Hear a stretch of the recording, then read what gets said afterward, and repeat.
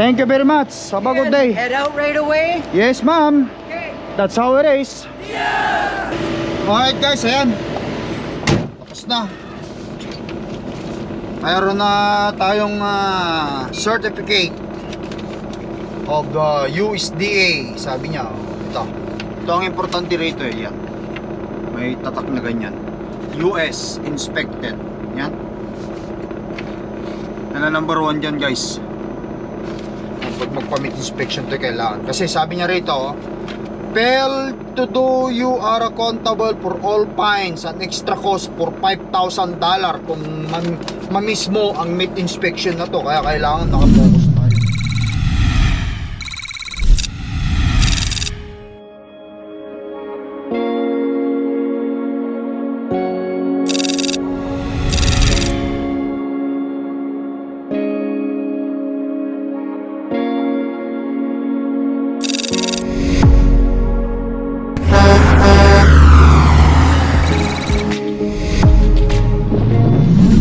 Alright, atras mo na lang Han. Alright guys, magandang araw sa ating lahat. Once again, is Lakay Trucker here. Dito na tayo sa truck. Nandito na tayo sa truck. Ayan oh. Mayroon silang grease na inilagay din. Pinagrisingan ko eh. Kasama na nga rin dapat ito sa ano eh, yung change oil. Change oil. Kaso nga lang wala silang filter kaya hindi nila na change oil. Hindi rin nila nahugasan ang truck. Walang hugas-hugas ang truck. Pero may greasing, lube at saka grease.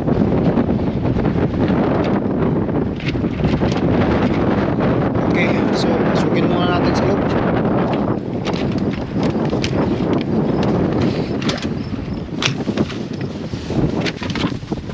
Hangin ba? Mahangin. Yan ka lang muna.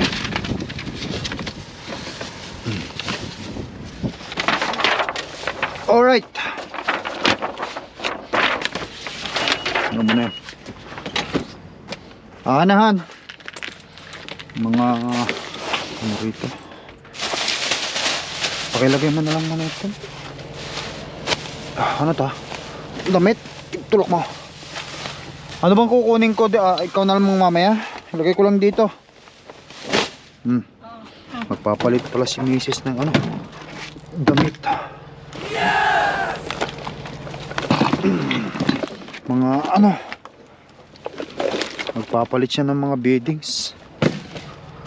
Oh, ang dami ah. Kakasya kaya ito sa ano, lagayan ko.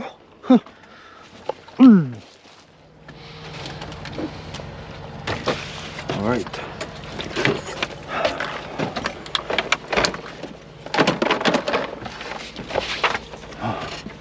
Malinis na yung fridge man. Hindi mo pinadala sa akin yung ano. Oh, malinis naman yan. Punasan mo na lang. May mga paper towel tayo doon. Babahin ko lang. Tignan natin yung ano, langis natin. At saka yung greenisingan na sinasabi.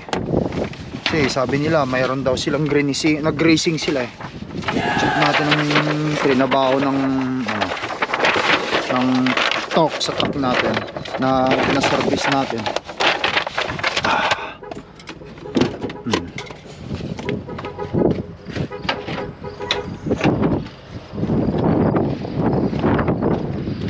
Okay.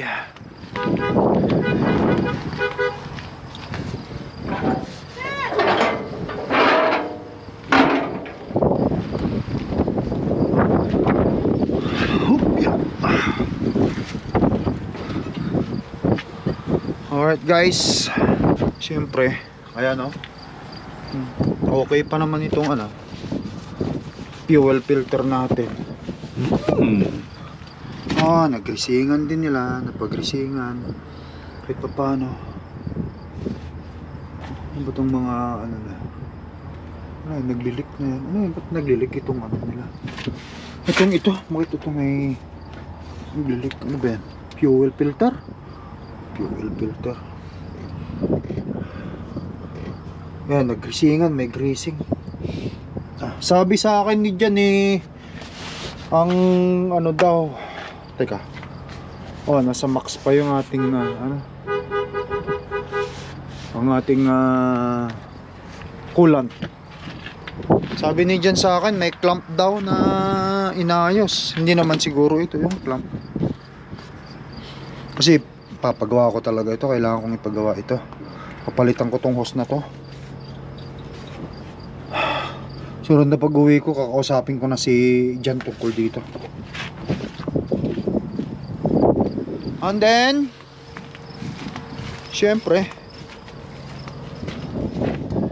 at napag-usapan na rin namin na sa pagbabalik ko, ipapa-ano namin o ipapa-align ko itong ano, itong truck ko, kasi sabi niya yung steering wheel, yung lip niya medyo sa left side mababa daw. Kaya itong kain ng aking ano, siyempre equipment natin. Okay, so okay pa, nasa max pa siya. Isa pa, nasa max pang label ng ano natin.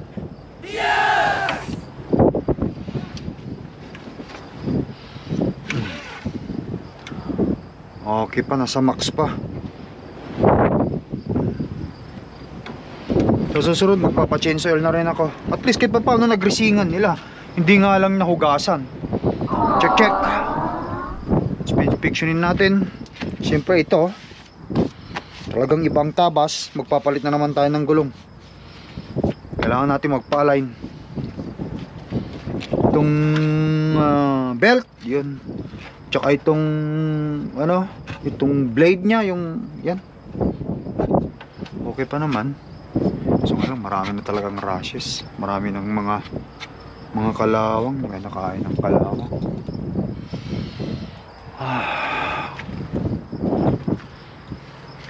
Okay, so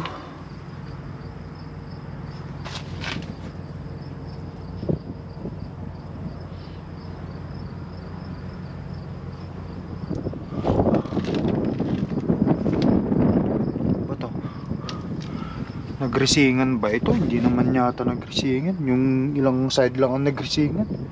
Yung iba hindi. Picturean ko nga ito. Kasi dapat may mga greasing ito eh. I don't know if nagresingan ba talaga ito, ano. Hindi naman yata nagresingan ito. Alright, so far okay naman siya. Sarado na natin. Ikutan natin sa likod. Side merong greasing, pero doon sa kabila wala. Hindi ko maintindihan bakit ganun. Oh, iba yung kain niya, kaya kailangan magpa-align tayo.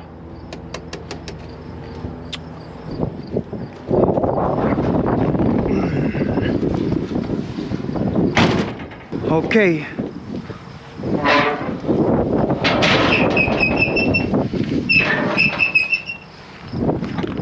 Okay na guys.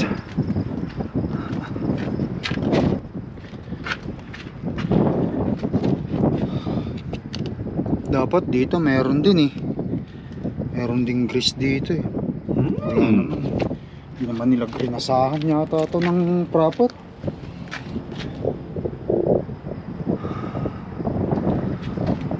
Katulad ng mga to guys, oh.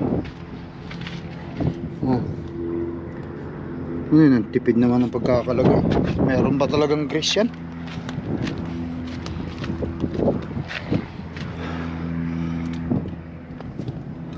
Inspeksyonin natin yung pinapagawa natin, kasi siyempre binayaran natin yung pagpapagawa sa truck eh.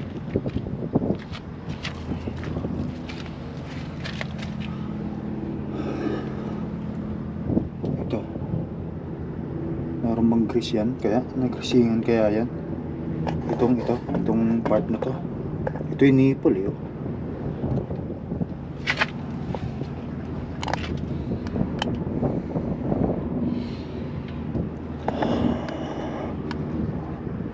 Bagay na hindi nagre-greasing. Hindi ko maintindihan kung bakit hindi nagre-greasing.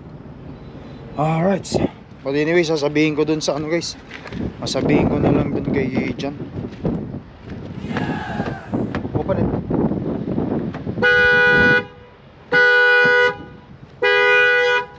Okay, bye now. Are you okay? I don't know, it's Ate Sinel. She always doing that. It's not me, Pa. Open it.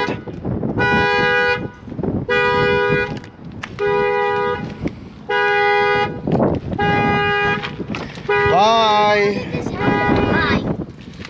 It's Ate Sinel. That's not me, Pa. That's you. Be good boy, Baki, okay? Somebody probably locked the door. No, Papa. Pag what do you mean by Papa? I'm just so... You open, you kept Ay nako, Sinel. Oh, you weren't. Wait. Lagi na lang ano. Ayan, at least kahit paano. Hindi ko nagustuhan yung service nila.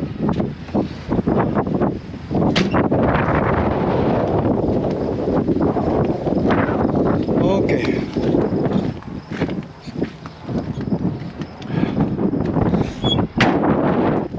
Alright. Start na natin. Okay, Han? Okay ka lang?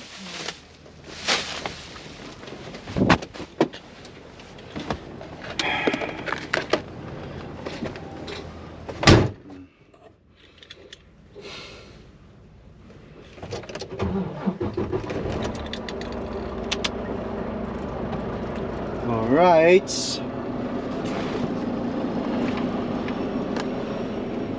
Kumusta ka dyan, Han?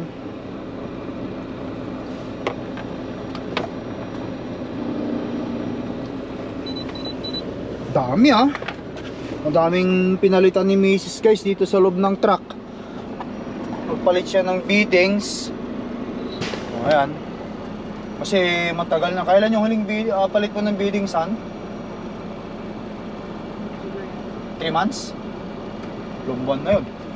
Mula nung umuwi kami from Pilipinas, yung pagbalik ko, yun. Tapos ito pati higaan, pinalitan na rin ni Mrs. At paano naman, bago-bago. Thank you, Mrs.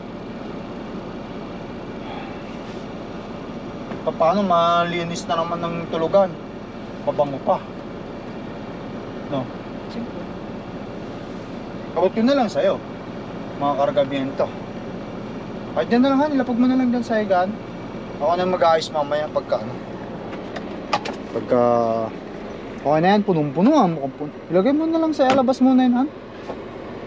Yung itlog malalaglag kasi yan eh.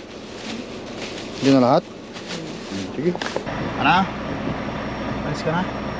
Oh, sige. Ayaw mo na ba yan? Ay, abot ko sa'yo. Office na ako para makalimog. Okay dyan, Han. Wow. Mahimas mo ah. Mahimas ka ah. Kuhan ito. Dali mo na lang ito doon. Pakilagay na lang. Ah, hindi. Meron ako dito. Itong isa na lang. Para meron ako dyan sa truck din. Sabi mo nabasa ko. Hindi. Pwede palang ilak yan, Han eh. O sige, daling ko na lang ito. Pwede palang ayusin lang. Maayos. Alright.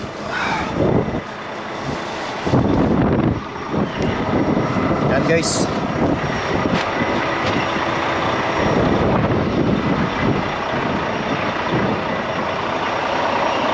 Biyahe na naman. Ito tayo sa Aywa. Look ka lang. Pras mo na lang yan, ha? Pagkaan. Guys, be a good boy, good girl, okay? Bye bye. Bye-bye to Papa. Si bye bye to Papa. Kiss to Papa. Ah. Patiti. Wow. Ate Sinel, gonna bless Papa. Be a good girl, Ate Sinel, ha? Hindi yung lagi kang pinapagalitan ni Mom. Okay, bye guys. Bye. Okay, see you again when I come home, okay? Okay. Ingat, honey. Ganun eh.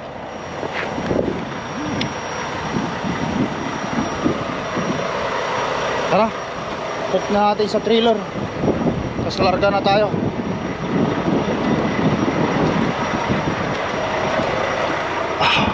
Alright.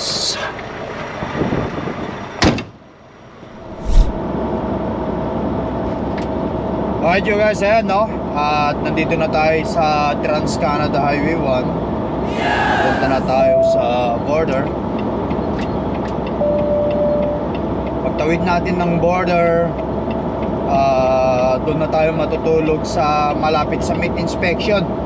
Magpapa-meat inspection tayo bukas guys ha.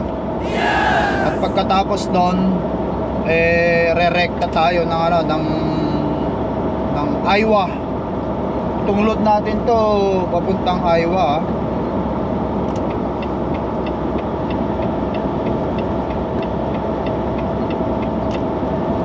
Tapos ang long weekend. Tapos ang holiday. Ngayon, Labor Day. Today is Labor Day guys dito sa Canada.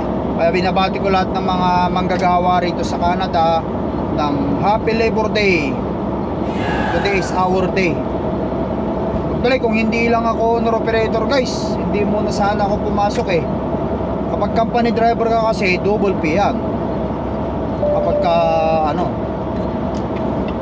kapag ka may holiday na katulad nito, Labor Day, yan, New Year, ano pa ba? Marami pa dito sa Canada.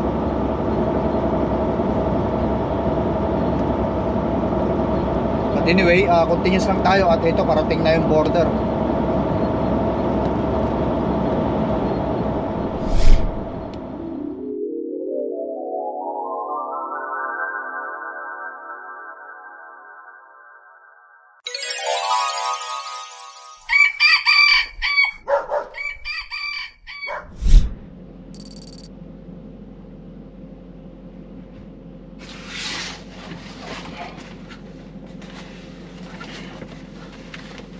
Alright guys, good morning. Ayan. Andito na tayo ngayon sa USDA Pembina, United States Department of Agriculture. Meat inspection tayo. Dadaling ko na itong mga papeles ko dun sa loob. Itong load information ko at saka bill of lading, lahat. Tara guys, samahan nyo ako. Punta tayo sa loob. Ilagay ko sa designated na lugar ito. Alright.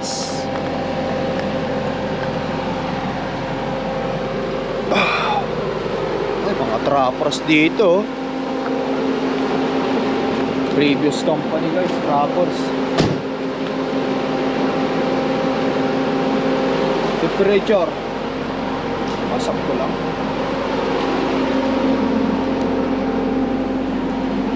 Para sa mga tropang bago lang dito sa meat inspection Pembina, kailangan tignan nyo kung anong door kayo. Katulad dito, door 2, door 1. Yan. Tapos itong papel ilagay mo dun sa designated na rin,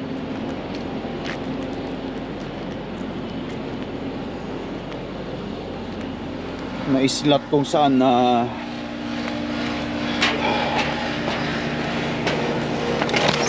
nakalagay talaga doon. Number 1 tayo. Ayan.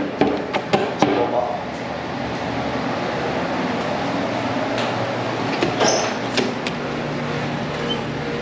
Doon lang yun.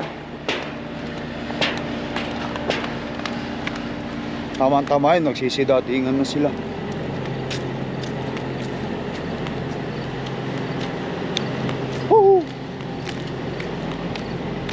Yan, number 1 is slot.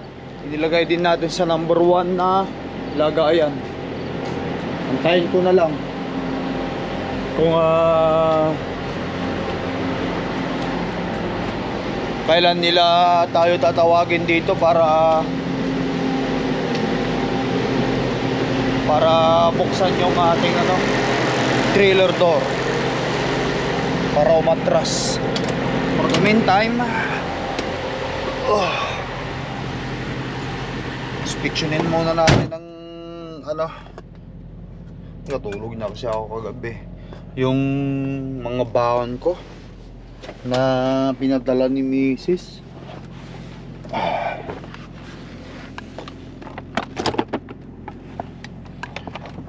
Ako po guys, punong-puno yung ano ko.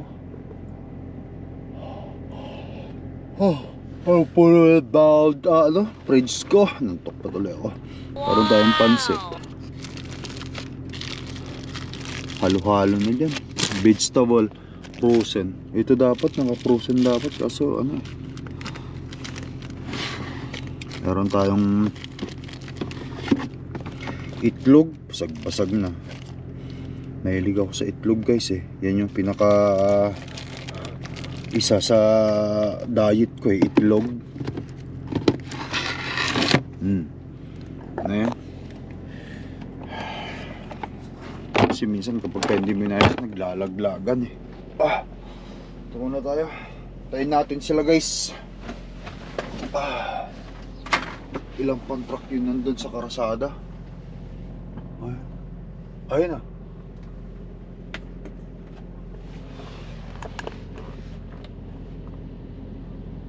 Mayroon siyang ano. Dala-dala niya yung papel ko.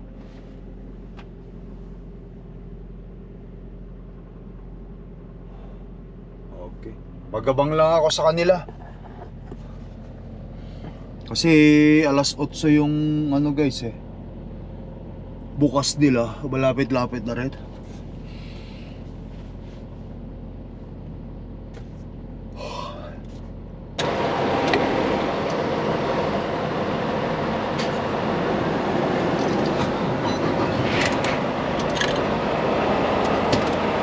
Ayan guys.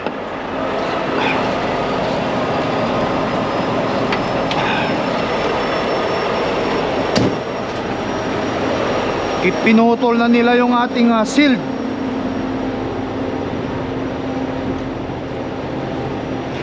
Kaya naman atras na tayo. Pinutol na ang shield.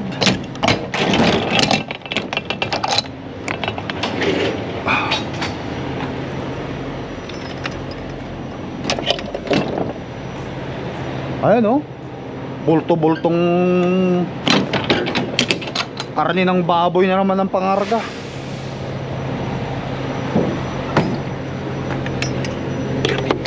Okay, atras tayo tapos mag pre trip na rin tayo.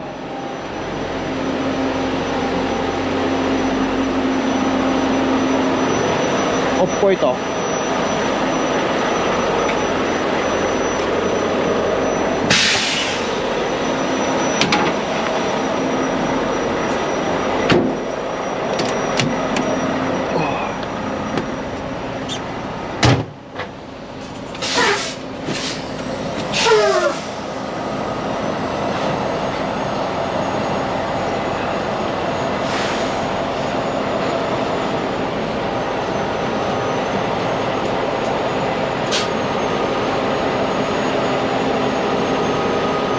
Okay.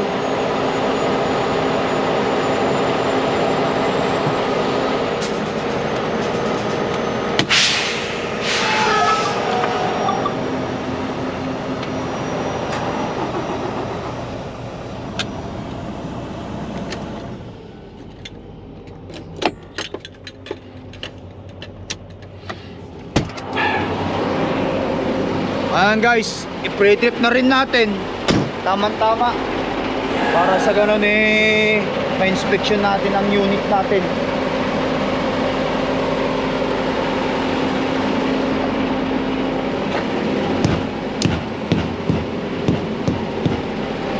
Okay, kailan ba ang ano nito? Expire ng kanyang safety. 2024 ng September. Oh! Ngayong buwan. So September hanggang katapusan lang na lang pala itong trailer na to. Hanggang katapusan na lang.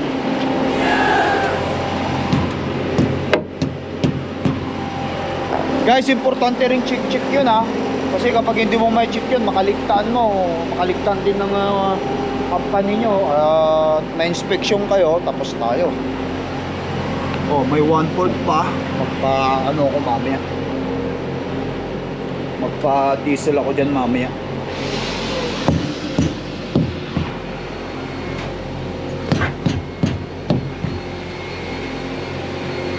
Sinimulan na, naririnig ko na eh. Sa ilalim, check natin ang ilalim. Make sure natin walang problema rito. Oh, ito dapat naghahang. Itong kagandahan lang talaga dito sa ano. Dito sa torque, ang equipment dito sa torque, guys. Talagang maganda yung ano, equipment nila, wala akong masasabi. Talagang fully maintain yung equipment ng torque mga trailer nila. Para sa akin kasi syempre ito lang din naman yung company na napuntahan ko at saka yung dun sa previous. Pero kung kukumpara ako, mas gusto ko yung equipment ni torque. Alright, mga ilaw.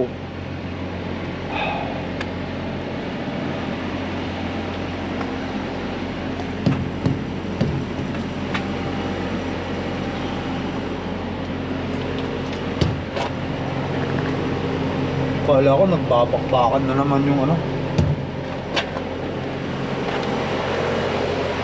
Alright.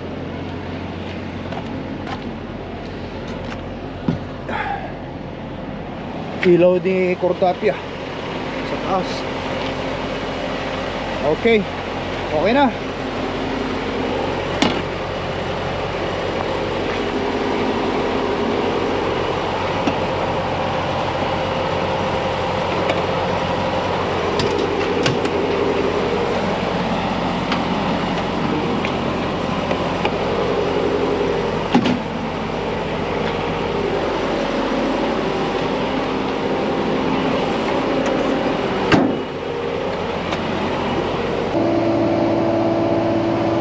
Alright guys, antayin ko na lang yung pagbalik nila, tapos ibigay sa atin yung papel. Saglit lang naman ang meat inspection dito, hindi na magtatagal yan.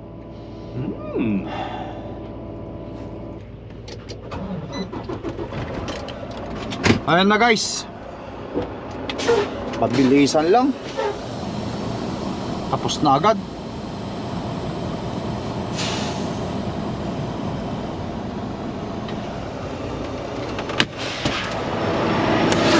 Mabilisan lang, tapos ng meat inspection. Turn on.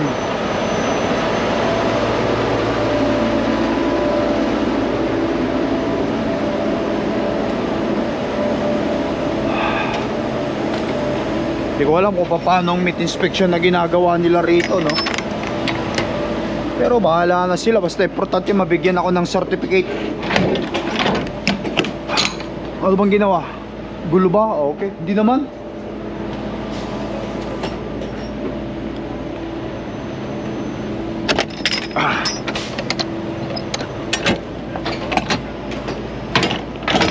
Alright.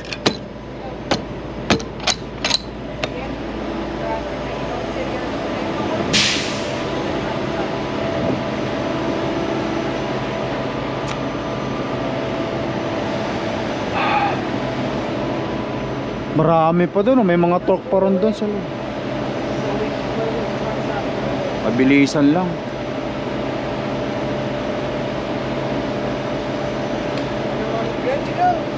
Thank you very much. Have a good day. Head out right away. Yes, ma'am. Okay. That's how it is. Perfect. I got that fully sealed. Awesome. Have a good day. Yeah. All right. Okay. Yeah, You're good to go. Head Yep, out. thank you. Alright, let's go guys. Tapos na. Ayan. Meron na siyang ano. Alright guys, ayan. Tapos na. Mayroon na tayong certificate of USDA. Sabi niya, ito ang importante rito yan. May tatak na ganyan. US inspected. Yan. Yan ang number 1 dyan guys. Pag magpamit inspection to kailangan. Kasi sabi niya rito, fail to do, you are accountable for all fines and extra cost for $5,000 kung mamiss mo ang meat inspection na to. Kaya kailangan nakapokus tayo. But anyway guys, tapos na. Nagalisan na sila. Larga na rin tayo. Tapos na rin ang pre-trip. At pupunta tayo ngayon sa Iowa. Guys, putulin ko na ito dito hanggang sa muli nating pagkikita. No? Once again, sila kay Tracker here. Thank you for watching. Ingat kayo lagi dyan. Peace up. Bye bye.